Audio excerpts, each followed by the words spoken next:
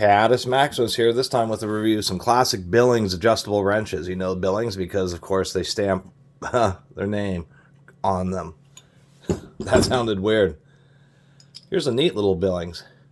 Nice little stamp. Billings is a company that was founded in, I believe, 1869, 1870, and by the early 1900s through even the 1940s and 50s, they were a big tool manufacturer like Stanley Tools. What ended up happening with Billings is they ended up being bought out by Crescent wrench, and then 6 years later, that was like 62, and then 6 years later in 68, they were bought out by, Crescent was bought out by Cooper Tools, which is a big conglomerate that makes everything in China now. So Billings was a manufacturer on the level of Stanley. What ended up happening? Well, all their tools were carbon steel. They were good, but Billings felt that they were just good enough. And by the 1940s and 50s, when alloy tool steels like chrome-vanadium, chrome-molybdenum started becoming available, Billings just continued to use carbon steels and were essentially left in the past, left in the dust. Because, of course, carbon steel tools do not hold up as well and are not as tough and durable as high alloy steel tools. Part of the reason I was reading that Billings did that is they just didn't want to go through the retooling effort, buying heavier duty forges and presses, more expensive moldings, and unfortunately it led to their downfall.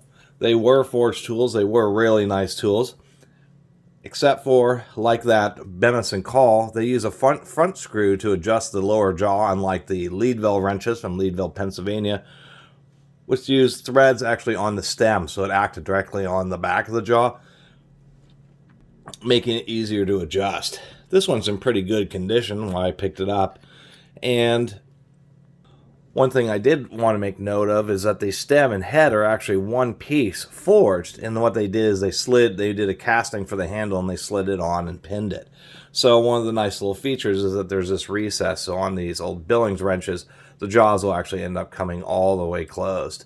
Now, of course, the issue with these wrenches and why Crescent wrenches ended up taking over is as you adjust the jaw size on a Crescent wrench, you have maintained the same leverage. Where on a linear wrench like this, the more you open the jaw, the less leverage you get, the shorter the handle is. So, and it's converse. So you're working on a big fastener, you actually have less leverage than if you're working on a small fastener.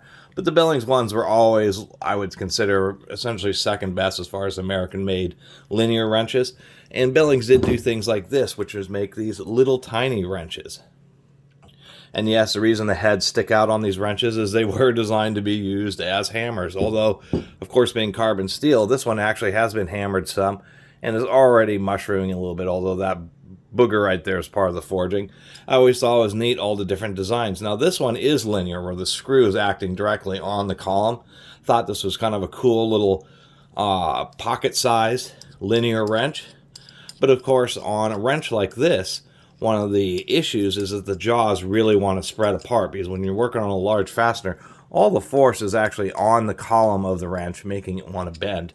That's actually one of the misnomers, is that on a Crescent wrench, not very much force is actually on the screw threads.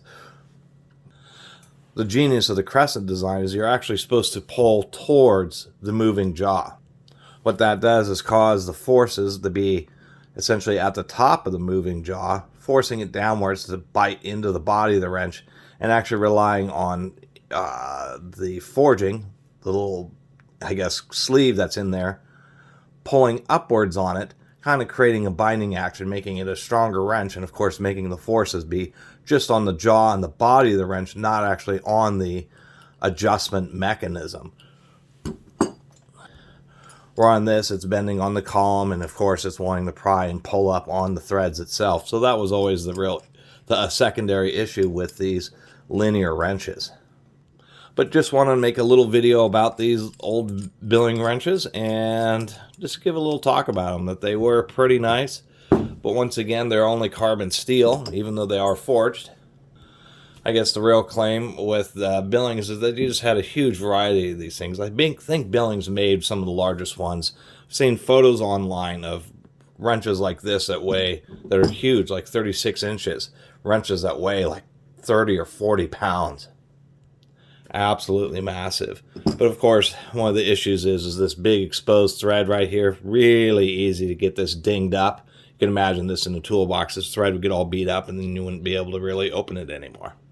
And of course, as I'm looking, it's obvious the forging on the main part because you can see the heavy flashing, but there is a heavy flashing and you can see this texturing on the moving jaw. I believe this moving jaw is actually a cast steel jaw.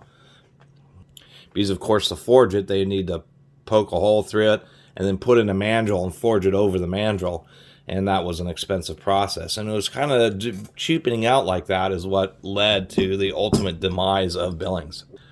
Which is kind of sad because I think they were a neat tool company.